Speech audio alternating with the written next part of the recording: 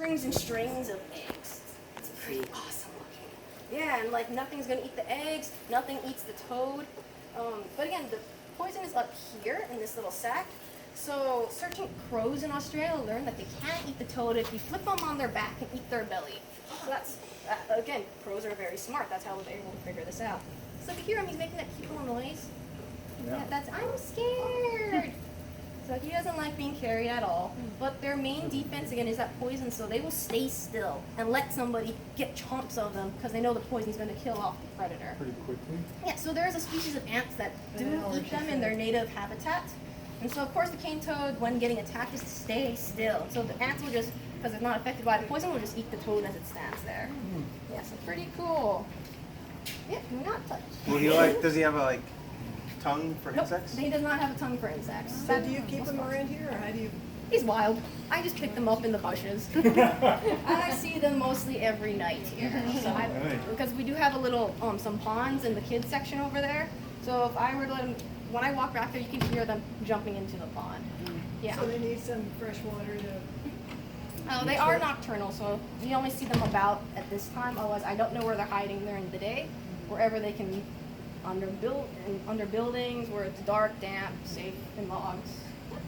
Maybe in the sewer areas or something. Probably not, because frogs and toads, because of their skin, water transfusion is a very big thing for them. So a lot of frogs, if frogs are dying out in a water area, that means you have contaminated water, because the toxins in the water will go through them into their body. Okay. So that's why probably not going to be living in sewer and other dirty environments. Isn't there an eradication program?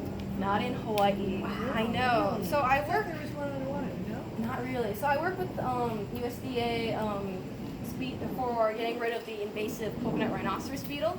So I know a little bit about other groups doing eradication efforts on invasive species. Sorry, buddy.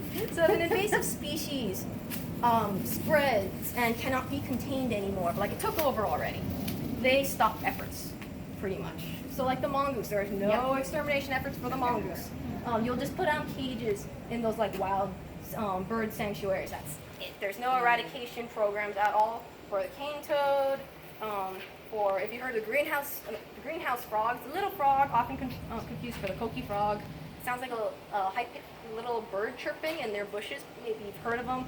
That's the greenhouse frog. They are trying to get rid of the coqui frog just because they're a nuisance to people. What does this guy sound like? I've never actually heard them make noise other than that cute little sound that they make. Yeah. So I'm not sure. Just over there. Maybe. I'm not sure what they actually sound like when I'm not picking It's them up. louder, like he was making that noise. Yeah. But frogs and toads generally have only can hear a specific frequency, and that is for their species. So that's why you can have that symphony of frog noises, right? And they'll only hear their one species. So that's why it can be as loud, and that won't have a problem finding other species. Has any kid ever been poisoned by a kid that picked one up? I do not know in Hawaii, but this is a common problem of pets, dogs, cats, taking a bite out of them, dying. Or a guy in Australia, he had a pet cat, just moved there recently, immediately went out, bit a toad, and died. He was so angry, he took, I think it was a golf club, and whacked that toad to kill it in revenge. And it hit the poison sac, so when the poison flew into his eye, and now he's blind in one eye. Oh my God. Oh. Yes. What's like the symptom for a dog that bites, like in that hour? Salivation. I think. Pretty much, yeah. Salivation. It's gonna inflame the gums, the eyes. I think will turn reddish slightly. Way more panting. So if you've ever seen them acting unnatural, possible. But again, they're gonna be living in a more wet environment. So I'm not sure where on the island they have spread to, other than you can We've seen them one that was flat from getting run over, but we've seen one in our neighborhood Oh yeah. Multiple. Where do you live? on the base. Oh, we're gonna take the base. Yeah, probably. Where do you live? The Air Force Base, Pearl Harbor. Oh, from Harbor. Yep. Careful. I'm sorry, boy. I look so flattered in that picture. I know, boy. I'll let you go in a bit. All right. Yeah, so they're pretty cool. I'll give them that.